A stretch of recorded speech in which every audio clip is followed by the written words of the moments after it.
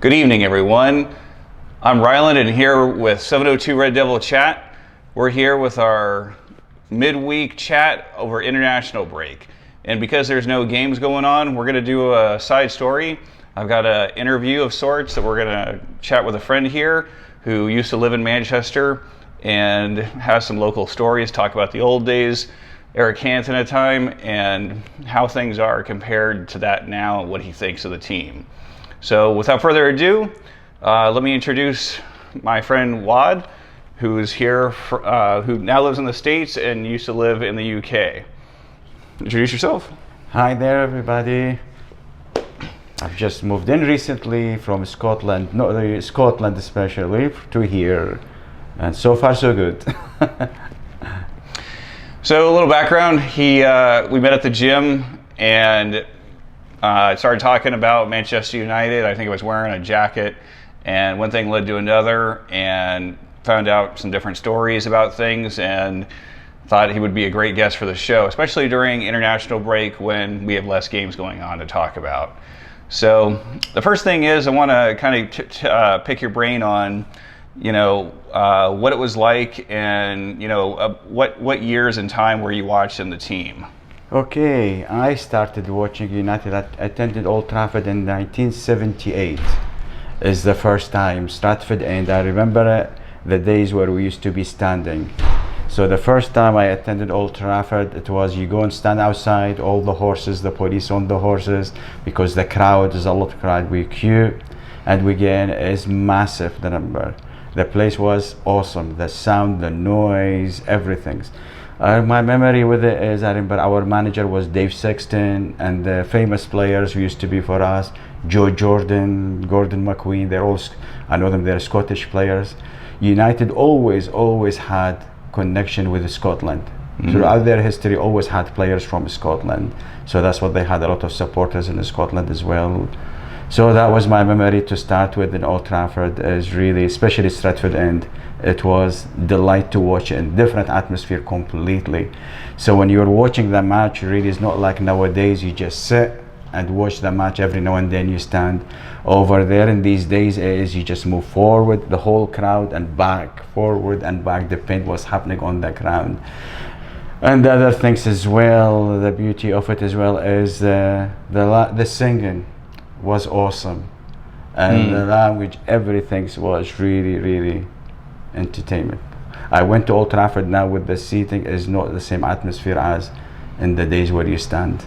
It's more fun. So you've seen the duration of changes over the years. I know we were talking about Eric Cantona and the time of the 90s most recently as terms of the teams. Would you say that was probably the most exciting of some of the teams, or what do you think was the most memorable teams that you've watched over the years? I think the teams in my days, really, we were rubbish. We were the teams, they had no fear of us. They used to come to Old Trafford, they had no fear of Man United. In my days used to be, of course, Liverpool was the best team, was in the land. Every team used to come to Old Trafford, they gave us a good team, and mostly they used to beat us. We were not really a good, exciting team like you watch in the 90s when Alex Ferguson came in. So really in my days was only Liverpool, and they used to win everything. They were the team, they were very entertaining. Our teams, they were really just kind of old-fashioned. Hit the ball, we hope for Joe Jordan to get us a goal out of nowhere. And the things has completely changed once Eric Cantona arrived and Alex Ferguson. And the philosophy of the teams completely changed. People start fear coming to Old Trafford. That is the most important. And the teams had the belief of they could beat anybody. In my days when I started, 70s, 80s, no, the team had no belief they could believe anybody. And everybody used to come to Old Trafford with thinking they want to win at Old Trafford. But I think mostly we used to get draws here and there. And my worst memory I remember is midweek, 79. Was miserable evening. Old Trafford was packed, and we were playing against Spurs in the FA Cup. And they beat us. Ozzy Alvarez, he's an Argentinian guy. And they hammered us that night, and it wasn't very good memory. So it's really, going to Old Trafford is great fun. But regarding result, is not really something to sing about. It's nothing but sad stories. You talk about Sir Alex Ferguson and him coming over and the connection to Scotland, which I could even see it in today's teams. What do you remember? What were the years when Sir Alex Ferguson came over, and what differences did you see in those first couple of years? Well, believe it or not, Sir Alex Ferguson, he first trophy he ever won with Aberdeen in the European Cup against Barcelona. And I was in Aberdeen. I was in University of Aberdeen. And the day they came in to Union Street in Aberdeen, I was on the street when the team came in on the bus. I was there. That's the first time I met Alex Ferguson, when he was a manager of Aberdeen Football Club in Scotland. Oh, okay. Yes, that's when I met him. That's when they won. And after that, that's when United became interested in Alex Ferguson, and they took him over from Aberdeen. So that was my first memory of Alex Ferguson, seeing him on the top of the bus with the team. I think they beat Barcelona, 2-1. And they won the European Cup Winners' Cup in these days, they call it. And that's his biggest win. And of course, he won the Scottish Championship in these days. So that's when first established himself. Before that, he did with the St Mirren. He was a managing, and he played for Rangers as well. But that is when the first time I met Alex Ferguson, before he moved to United.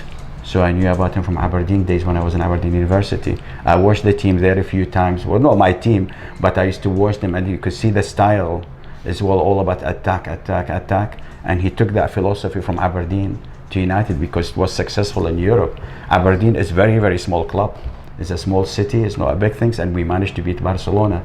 So it was a huge, big achievement, and that's what impressed United at that time, to take him from Aberdeen. Now, you talk about style of play. I know, looking at some of the old footage and looking at just old rivalries, now that we've got Leeds United back in the Premier League, Leeds United and Manchester United were both large, big-time rivalries for years and years. How big of a rivalry was that back then? To be honest with you, for United supporters, our rivalry always been Liverpool. I mean, even I remember 2 seasons ago, for all United supporters, we were, believe it or not, we were hoping for supporting Man City so they could beat Liverpool to the cup, and they won the championship. So for us, as number one is not to see Liverpool winning. That is for most. Leeds, all other teams, not really. Even Man City, our local team, is not really as bad as Liverpool. Gotcha. It seemed like over some of the stories I heard, it seemed like Leeds United was a pretty big rivalry in some years past.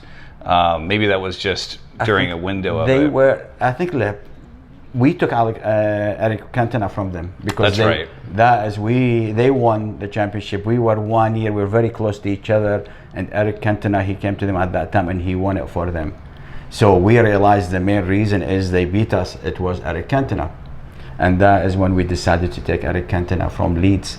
But Leeds, to be honest, in the 90s, because they went down and they were not really a kind of a team we worry about, because they just recently come up again for years years. So it's not something for Man United supporters. And maybe in the 60s, when Leeds, they were in the 70s, that's fine. But in the 80s, 90s, Leeds is not really a team they never played in the Premier, not many times really. So what about Manchester City? I mean, nowadays it seems like Manchester City are far more dominant. I see, looking at news articles and stories, it seems like City was just as people say, the noisy neighbors. Were they even relevant, 20, 30 years ago? Man City, believe it or not, I remember at that time they were based in Moss Side, in a rundown area of Manchester. And my experience with them is they used to have a player, I remember him, Peter Barnes. He was an awesome player. That's the only player they had, a good one. But they were competing with us, but they've never been such a great team. We never had any, especially in the 80s, 90s. The Man Cities actually went to the 3rd division. They still had the support, but they never had the support outside Manchester in these days. Just local support is noisy maybe. Their story completely changed since Dubai boys bought them. That's what I was going to say, the ownership. Yes, that is a game changer. They are, to be honest, they are the only chairmen in the Premier Division who spent over $1 billion to renovate the whole area. So Wow. they took them out. Oh, you should see that their facility is, oh gosh, no comparison compared to United.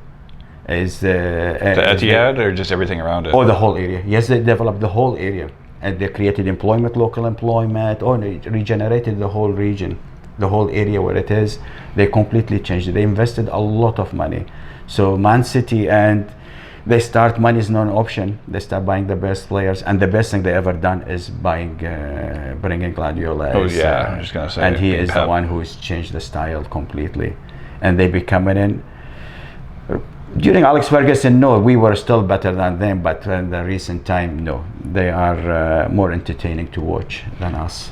So speaking of ownership, with the recent discussions of the Glazers' ownership of Manchester United, and obviously what's going on with City and the reinvestment into their group, how do you feel about the ownership of Manchester United? How much of that is affecting things? Well, Man United, before the Glazer came in, we didn't owe any money to anybody.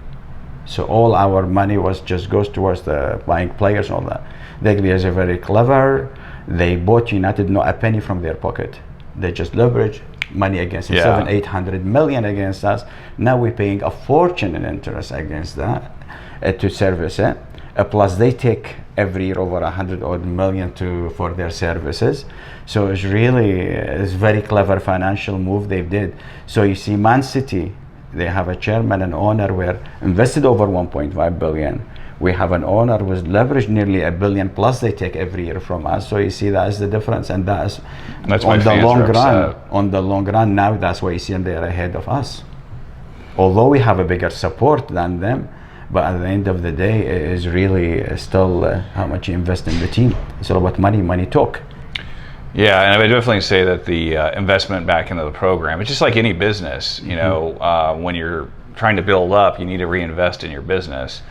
And I think that stuff really makes a big deal of difference over, these large football clubs. I think it's not like as a team we don't invest. We spend a lot of money, but it's never been, we never competed with Man City. Like every year, investment plus good appointment of managers is better than us. We were all over the place, especially after Alex Ferguson. Davy Moyes was the worst appointment, which is actually, that was a mistake.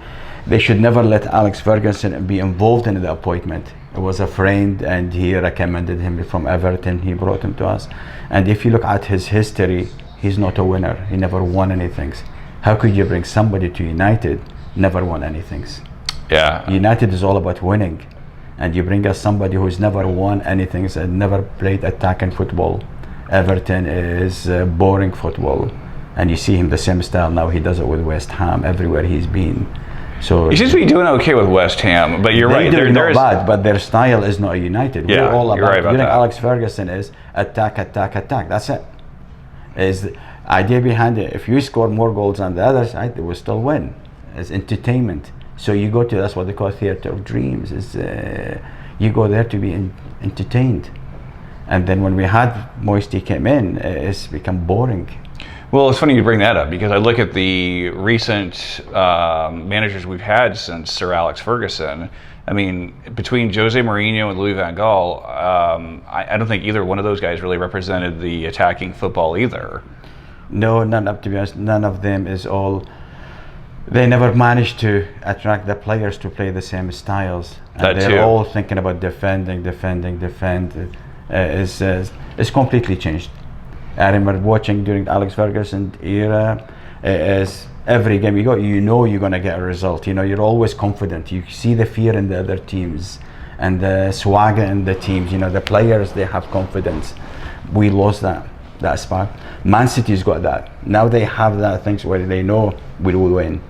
I think that makes a really big difference too. I mean, watching, old footage in games, I mean, like you say, it makes a really big deal to when the other team comes in. There's that intimidation factor of playing, on your home pitch, and the crowd's into it, which obviously this last year that's been a big difference, but we don't seem to have that. In fact, this year we've been more successful on the road, which is unique in its own. But it's strange just in terms of style of play. I mean, when we hired Mourinho, I thought that was interesting because he doesn't want to change his style one bit. He's, very pragmatic.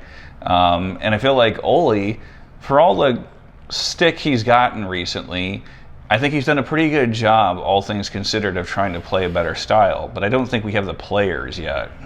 I think it's a yesterday man style, to be honest to you. His style of football is just about trying to score, get a one goal and defend.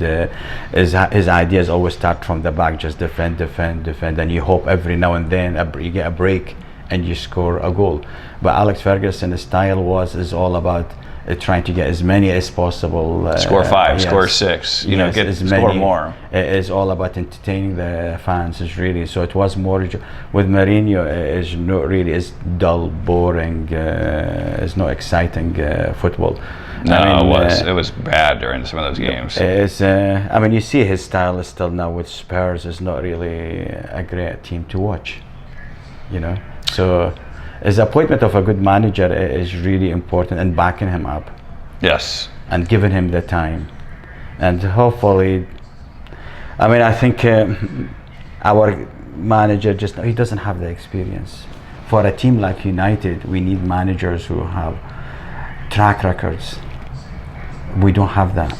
I was a little surprised that we didn't try to pick up Pochettino when he was available most recently, and I think because he got picked up Pochettino, to be honest, I wouldn't take him because, like we said earlier, he's not a winner.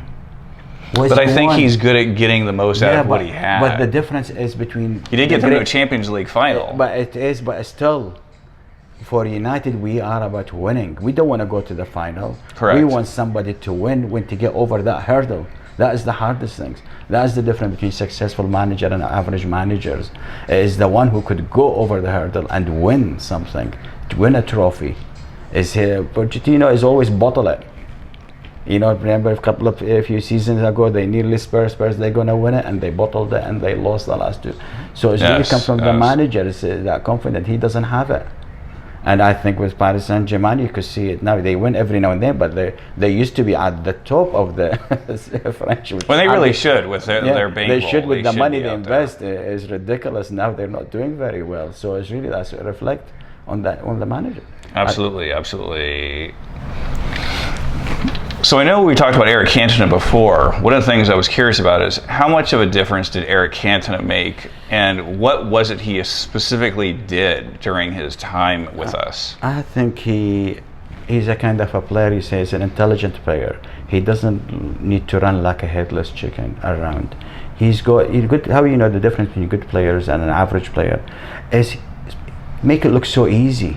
He looks like he's got a lot of time. See some players always in a rush, but he was so swagger, so calm, and he always find the right pass. He definitely was very good with his passing. Rubbed on the rest of the team. Everybody start having that confidence, and that is the important thing. Is really. And remember, I was hearing about him.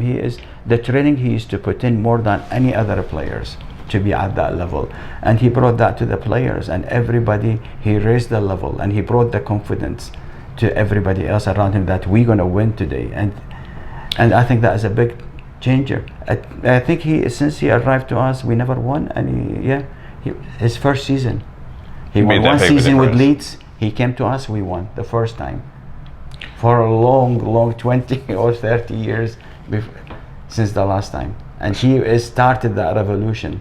Something that was really impressive, looking up stats on him that I wasn't aware of, is for the position he played, he created a lot of assists in that number 9 position. He was very involved in all facets of play. It's not just about the ethos he brought to the team. He completely changed it.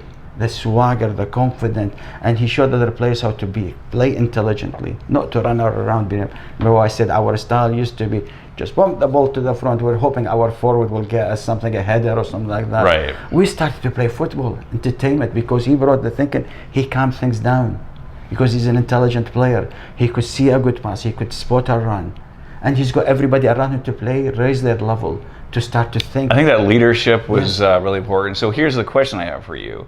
The kung fu kick to the stands that got him suspended, what do you remember about that, and how big of a deal was that at the time? Well, to be honest, he was a passionate player. And if you bring that, you need that passion in the when you're playing football. You know, Yeah. he's not like a lot of the players nowadays. Is all money grabbing. They move from club to club. He is a passionate player, and when somebody, I mean, every now and then everybody loses his temper. And put it that way, he has such a back from United supporters and Alex Ferguson. At that time, we stood by him, and it was worth it. The best decision nobody ever had even thought about, except everybody against him. All other supporters, they wanted something to happen because they knew if we lose him at that time, we'll have no chance of winning anything else. So no, it was a good move to stay. I think the leadership aspect you bring up is really important too. Looking at the team dynamic now, I think we have bits and pieces of that, but I feel like the players that we have right now, there isn't that passion of. I mean, Cantona was like that. Roy Keane was like that. Or Keane. I mean, we had a lot of players that were very involved. Yes, no, Roy Keane especially. Oh. No, the whole team used to play as a team. Nowadays they come and go. To be honest, it's every team nowadays. You see it nowadays. Most of footballers becoming in is all about contract, short-term contract, make as much as possible. They Unfortunately, yes. In the old days, you remember, used to be you always have players local, some players local within the city and all that. And nowadays, from all over the world, really, so they have no connection with United. They have nothing at all to do with the local area. Yeah, I think that when we talk about professional sports nowadays, it could be this sport, it could be, baseball, basketball in the U.S. I think that's one of the things that makes fans more connected to professional athletes is that local connection and, understanding them. And I mean, that's why we probably root for academy products from, the team. When we see Scott McTominay or Marcus Rashford, Brandon Williams move up into the team, I think it's cool to see people that were a part of the team at the lower level and move their way up. The trouble is nowadays, like I said earlier, if it's about giving the managers the time. If you want to bring these players, it will take time to bring them in and to win something with the young players. Yes. And the trouble is, owners nowadays, if you don't win 1 or 2 seasons, you're away. That's true. And the pressure is on. That's why the managers nowadays, they don't want to take the risk bringing young players from the academies. They just want by success. It's not their money anyway. Well, that is if the owners are buying players, yes. which at the moment right now, United is not really spending it. So the managers, he said, I'm not wasting my time putting my jobs on risk here, bringing this youth. I want to buy success. I want to play so and so. I've seen him play again. Bring him in, and. So speaking of which is probably the thing I'm going to end on here, is with the season, getting closer to a close, assuming we finish in the top 4, same in the Champions League, which we seem to be okay with that, what players do you think we need to pick up, or what positions are the most critical that we need to fix? I think, to be honest, it's not one player, it's the chemistry between the whole team. There's no magic, you bring one player and suddenly change the whole team. Is the spine of the team, to be honest with you, is the spine of the team is really important. Getting the chemistry. Guardiola, that's how you know a good manager is. Sometimes he pick players, ordinary players, not big stars players, just 30, 40 million, but he pick them, he know they're going to embed it in that team and they play in that philosophy. And so far, we don't have that. We play one game, is not bad, but what the next thing is somebody coming and beat us. So it's really, we don't have that consistency all the time. How much of that has to do with players coming from different countries that don't speak the same language? I've always wondered that language barriers, does that make a difference? To be honest, Man City doing it, bringing players from all over the world, the manager and the team around him. That's if true. If you got a good manager, I mean, Man City bringing players from all over the world. And that is a good example. But they know how to blend them. They know how to choose the right, because you bring all the best players in the world, but if they don't have the chemistry, they don't play with each other, then you're not gonna football is a team. You're not like tennis, a good player, 2 players you play again. It's a team, has to be a chemistry, and a good manager who build that, he knows what kind of players will play to suit each other and all that. So it's really, Man United is not cracked it yet. Man City cracking it, which is Liverpool last year. They've done so. They managed to turn the table around, and now they're going to win by easily double-digit figure. It's unfortunate, but true. No, to be honest, I mean, I'm a supporter of football. Now, when you're younger, is in your blood, is only your team. But now, when you're older, is when you start. I enjoy football. You love that when I'm watching games. I like to any team who play attacking football. Man City, Barcelona. I remember the days where I used to, even when they played against us in the European Cup final, they destroyed us. Even Man United supporters, we clapped for them because we are at that time as we could see beautiful football. Yeah, that's a good point. We recognize really, that. Yes, I mean, if there is a team who's the teams I don't like is the team who is really just all about defending and one goal. I mean, like now, I mean, Atalanta, a lovely attacking football, have no stars. A team like that. That's actually a great example I was going to bring up in the Italian league. I mean, they're excellent to watch. It's lovely too. I mean, in England, is we have the really Man City is a team to watch. Leeds, I have to say, because they've got a good manager. His philosophy of is all about playing attractive football. He's a good manager. I remember, I don't know if you know Arsene Wenger. Oh yeah, he is awesome manager. He changed. Used to call Arsenal in my days in the 70s, 80s, boring Arsenal. Really? That's their name used to be. Oh, George Graham, their manager used to be. Oh, back then, okay. Yeah, his Scotsman is really boring Arsenal. The reason I hated Arsenal these days, I don't know if you remember the FA Cup final night. 1979. They were 2-0 up, and then we managed to get 2 goals in the last 2 minutes. 1 minute to go, and Sunderland, I still remember him, and he scored a goal, and it's 3-2. They beat us in the FA Cup final. I think 1979, something like that. And since that time, I hated Arsenal. But then Arsene Wenger came to them, and he changed their philosophy. He's a Frenchman as well, and he brought the philosophy. It's all about attack as well. Lovely football, pass and move, similar to Barcelona. They had some great teams. Yes. That Invincibles team with Henry was amazing. No, they were because Liverpool was competing with us, Arsenal and United. They were the closest. They were our competitors. In the recent time, maybe Liverpool now, but it used to be just Arsenal. Now they lost again. Since they lost him, just like Alex Ferguson, we lost Alex Ferguson, we lost the plot. Arsenal lost, shows you the effect of a good manager. They lost Arsene Wenger. Look what happened to them. That's absolutely true. Yeah, I didn't think about that. They've really fallen off. They're not the same team at all. That's what that happened to them. So all about spotting a good manager. So for Manchester United going forward in the future, you think one of the biggest things at this point, whatever players we bring in, it's more about building chemistry as a team and internal stuff? Because look, Alex Ferguson, he brought the youth in these days, from the academy. 4 or 5 of them came in. But he was lucky enough, but he brought experience with them as well. I see. He brought Cantona. So you have to blend in youth with experience. So don't bring I remember Alan Hansen, he used to be commentator, you can't win anything with youth. But United proved him wrong. But you have to have the blend, youth and experience. And not all young players are fit to play a lot either. So they could learn from the experienced guys. Because youth sometimes a bit head-headed, redhead. But they just run about. They need the experienced guy to calm them down, show them when to run. Because football nowadays is about intelligent football. It's about when to make the runs. It's not about just running up and down. And they're very athletics in these days. I remember in my days used to be half time. They sit and have a pint. They have a steak before the match. The smoking is normal for them. Yeah, you guys smoking it's a cigarette. Different. And if you watch the games of the 70s, it's so slow. We never used to be, not like now. They're so athletics, up and down, up and down. I just used to be, they just walk about, half of them. Is the sports changed completely? So last question for you as we finish up here. It seems like everybody's interested in whether or not we're going to sign Erling Haaland from Borussia Dortmund. Have you seen him play? If so, what do you think of him? Can we get him? I think I don't rate him that really highly. They think, every player they've been buying and never been worked. Has he proved himself? The Premier Division is different from the German.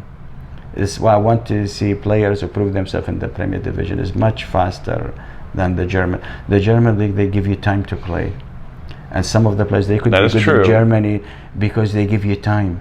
In the Premier Division, they don't give you time. How would you? You need to be a bit quicker, faster thinker, because in Germany they always used to find the players you could have time, like Barcelona used to be some of their players, because they give them time. In the Premier Division is speed, athleticism, is you really have fraction of a second to make a decision, and some players they cannot make it. So that's the difference. How would you feel about United signing Sergio Aguero, who now is posed to leave City? How weird would that be? I don't think no way he will move. He is a legend with City. He won them the first. I'm just saying, hypothetically. I remember that goal we were playing in Blackburn. We thought we won it, and then Aguero goes and score, and he take it away from us. It's no way he will do it, because he's loyal to Man City. They've been good to him, and I don't think he will stab them at the back. It's not like that would be interesting. And I think he passed it, to be honest to you. We don't need somebody slow. He doesn't have this. Man City doesn't play him, so why should we have leftover of Man City? No, and I thought it was just kind of an interesting point, because I saw that brought up. We don't need to have leftover of Man City. What about Harry Kane? Harry Kane? No way. No. I don't think he would fit the system that well. No, I don't rate him highly, to be honest to you. I don't think he is a world class. We need world class players. We're United, so we have to pick the best available. I would actually be in favor of us developing more youth players. I know we just signed that winger from Amad Diallo from Atalanta. I like to see, those guys that are more risk-taking and, will run at defenders. The trouble is the fans. Do they give you the time? That's a great point. It's the fans. And then there's so much high expectations every year. Every fan, we all want to win every season. If 2-3, because look at our record has not been that great, really. So the fans are patient. Are they patient? No, not really. Not really. You don't.